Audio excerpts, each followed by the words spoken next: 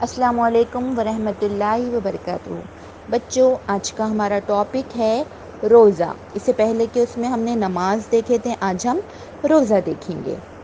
بچوں، توحید اور نماز کے بعد اسلام کا رکن روزہ ہے، جو رمضان المبارک میں 1 ماہ رکھے جاتے ہیں۔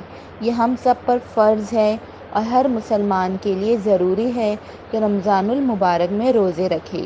قرآن پاک میں سے ہم روزے کے متعلق چند آیتیں نقل کرتے ہیں۔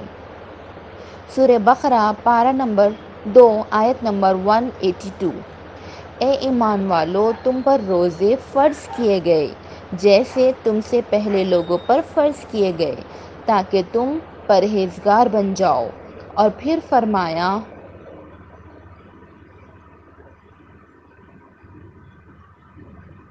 سورہ بقرہ پارہ نمبر 2 آیت نمبر 185۔